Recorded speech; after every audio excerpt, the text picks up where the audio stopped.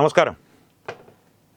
ഇന്നലെ ED മുൻ deputy director P രാധാകൃഷ്ണനെ കേന്ദ്ര ധനകാര്യ മന്ത്രാലയം രാഷ്ട്രപതിയുടെ അനുമതിയോടുകൂടി നിർബന്ധിത വിരമിക്കലിന് വിധേയനാക്കി എന്നുള്ള വാർത്ത തത്വമയി ന്യൂസ് പ്രേക്ഷകരുടെ ശ്രദ്ധയിലേക്ക് കൊണ്ടുവന്നിരുന്നു.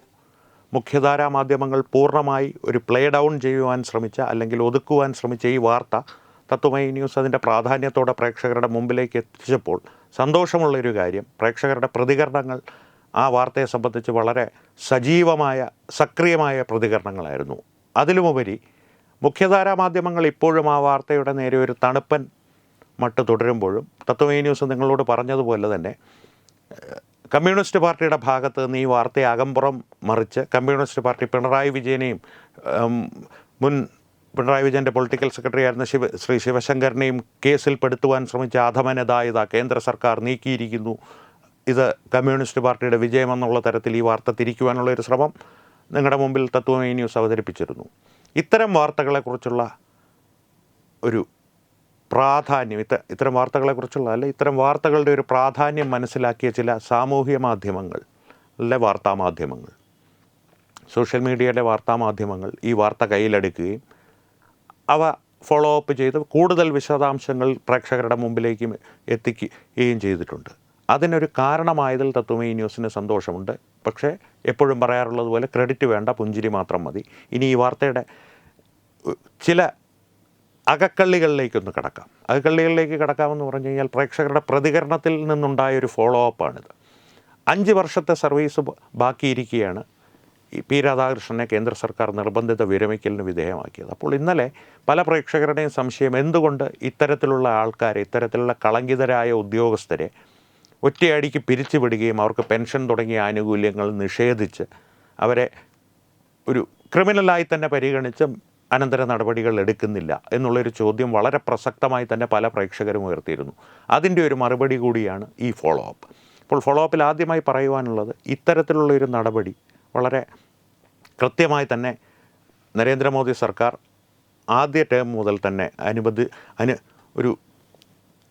പിന്തുടർന്നു വരുന്നൊരു നടപടിയാണ്. കാരണം പ്രവർത്തനക്ഷമത കുറഞ്ഞ, അല്ലെങ്കിൽ സർക്കാർ ഉദ്യോഗത്തിൻ്റെ വഴി പോലെ നടക്കും, കാട്ടിലെത്തടി ദേവരുടെ ആന വലിയടാ വലി എന്ന മട്ടിൽ ജോലിയെടുക്കുന്ന ഉദ്യോഗസ്ഥരെയും കളങ്കിതരായ ഉദ്യോഗസ്ഥരെയും ഒറ്റയടിക്ക് പിരിച്ചുവിടാതെ ഈ നിർബന്ധിത വിരമിക്കലെന്നുള്ള ഒരു തലത്തിലേക്ക് മാറ്റി അവരെ സർവീസിൽ നിന്ന് ഒഴിവാക്കി ആ സ്ഥാനത്ത് സത്യസന്ധരും കാര്യക്ഷമതയുള്ളവരുമായിട്ടുള്ള ഉദ്യോഗസ്ഥരെ നിയമിക്കുക എന്നുള്ളൊരു നടപടി മോദി സർക്കാർ ആദ്യ ടേം മുതൽ, അതായത് 2014 ആദ്യമായി ശ്രീ നരേന്ദ്രമോദി ഭാരതത്തിൻ്റെ പ്രധാനമന്ത്രിയായ കാലം മുതൽ അനുവർത്തിച്ചു വരുന്നൊരു ക്രമമാണ്.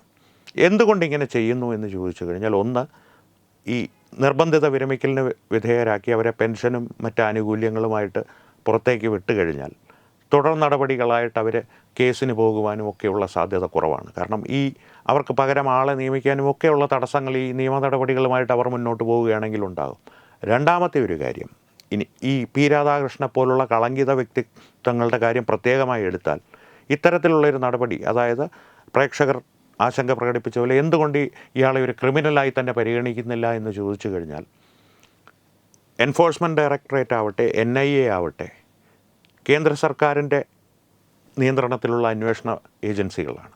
ഇത്തരം ഏജൻസികൾ കൊള്ളക്കാരെയും കള്ളന്മാരെയും അഴിമതിക്കാരായ രാഷ്ട്രീയക്കാരെയും തേടി ചെല്ലുമ്പോൾ മുൻപ് തേടി ചെന്നിരുന്നില്ല. എന്നാൽ നരേന്ദ്രമോദി സർക്കാർ അധികാരത്തിൽ വന്നതിന് ശേഷം വ്യക്തമായി കളങ്കിതരായിട്ടുള്ള രാഷ്ട്രീയക്കാർക്കെതിരെ ഇത്തരം ഏജൻസികൾ ശക്തമായ നടപടികൾ എടുക്കുന്നുണ്ട്.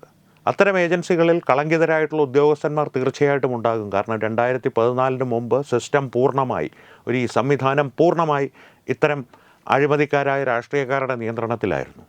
ആ നിയന്ത്രണത്തിലുള്ള ഉദ്യോഗസ്ഥന്മാരെ ഒരു പിരിച്ചുവിട്ട് ക്രിമിനലുകളാക്കി സമൂഹത്തിൻ്റെ മുമ്പിലേക്ക് അവതരിപ്പിച്ച് അവരെ പിരിച്ചുവിട്ട് അവരുടെ മേൽ അനന്തര നടപടി എടുത്താൽ ആ ഒരു ഉദ്യോഗസ്ഥനെ ചിലപ്പോൾ 5 വർഷത്തേക്കോ 7 വർഷത്തേക്കോ ശിക്ഷിക്കുവാൻ സാധിച്ചേക്കും. എന്നാൽ ED, NIA ഇവയൊക്കെ നരേന്ദ്രമോദി ഒരു ആയുധമായി രാഷ്ട്രീയ എതിരാളികൾക്കെതിരെ ഉപയോഗിക്കുന്നു എന്ന് ആരോപണം ഉന്നയിച്ച് നാഷണൽ ഹെറാൾഡ് മുതൽ വെസ്റ്റ് ബംഗാളിൽ നടത്തുന്ന ഭീകരമായ അഴിമതികളിൽ നിന്ന് വരെ രക്ഷപ്പെടുവാൻ ശ്രമിക്കുന്ന കോൺഗ്രസ് ആയാലും തൃണമൂൽ കോൺഗ്രസ് ആയാലും ഇങ്ങ് തെക്ക് സ്റ്റാലിൻ ആയാലും കമ്മ്യൂണിസ്റ്റ് പാർട്ടി ആയാലും ഇവരൊക്കെ ഈ ഒരു സാഹചര്യത്തെ മുതലെടുത്ത് കണ്ടില്ലേ, ഞങ്ങൾ പറഞ്ഞതുപോലെ കളങ്കിതരായ ഉദ്യോഗസ്ഥരാണ് ഈ അന്വേഷണ സംഘങ്ങൾ മുഴുവൻ, ഇങ്ങനെയുള്ളൊരു ഏജൻസിയെ എങ്ങനെ വിശ്വസിക്കും, വിശ്വസിക്കരുത്, നാട്ടുകാരെ വിശ്വസിക്കരുത് എന്നൊരാഖ്യാനം മുന്നോട്ട് വയ്ക്കുവാനും പല തരത്തിലും കോടതിയുടെ മുമ്പിൽ പോലും ഇതിനൊരു സാധുത വരുത്തുന്ന തരത്തിൽ, ഈ ഒരു വാദത്തിന് സാധുത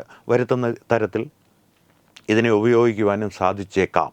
അത്തരത്തിലുള്ളൊരു ചിന്ത നമുക്കുണ്ടാകുമെങ്കിൽ രാഷ്ട്രതന്ത്രജ്ഞരായിട്ടുള്ള ആളുകൾക്ക് തീർച്ചയായിട്ടും ഉണ്ടായിട്ടുണ്ടാവും. അതൊരു വശം. രണ്ടാമത്തെ വശം, ഞാൻ നേരത്തെ പറഞ്ഞതുപോലെ ഈ മുന്നോട്ടുള്ള നിയമക്കുരുക്കുകൾ ഒഴിവാക്കി വളരെ സരളമായി ഈ കളങ്കിതനായ ഉദ്യോഗസ്ഥനെ മാറ്റി നിർത്തുക. പെൻഷൻ്റെ ചിലവുണ്ട് തീർച്ചയായും, പക്ഷേ അതിന് പകരം കാര്യക്ഷമതയുള്ള സത്യസന്ധരായ ഉദ്യോഗസ്ഥരെ കൊണ്ടുവന്ന് ഇവരേതൊക്കെ അന്വേഷണങ്ങളാണോ അട്ടിമറിക്കുവാൻ ശ്രമിച്ചത് കുറച്ചെങ്കിലും അവയെ ഒന്ന് നേർവഴിയിലേക്കാക്കി മുന്നോട്ട് പോകുവാനുള്ള ഒരു ശ്രമത്തിന് ഇത് സഹായകരമാകും. ഇതാണ് അതിൻ്റെ ഒരു പശ്ചാത്തലം. അപ്പോൾ ഈ ഫോളോ അപ്പായിട്ട് ഈ ഒരു ഇത്രയും കാര്യങ്ങൾ നിങ്ങളോട് പറഞ്ഞത് തീർച്ചയായും പ്രേക്ഷകരുടെ ഒരു സജീവമായ സക്രിയമായിട്ടുള്ളൊരു പങ്കാളിത്തം ആ വാർത്തയ്ക്കും തത്വമയി ന്യൂസിനോടും ഉണ്ടായത് കൊണ്ട് തന്നെയാണ്. തുടർന്നും അത്തരത്തിലുള്ളൊരു സക്രിയമായിട്ടുള്ള ചോദ്യങ്ങളും അഭിപ്രായങ്ങളും വിമർശനങ്ങളും ഒക്കെ ഉണ്ടാകും പ്രേക്ഷകരുടെ ഭാഗത്ത് നിന്ന് എന്ന ഉറച്ച വിശ്വാസത്തോടു കൂടി വീണ്ടും കാണാം. നമസ്കാരം.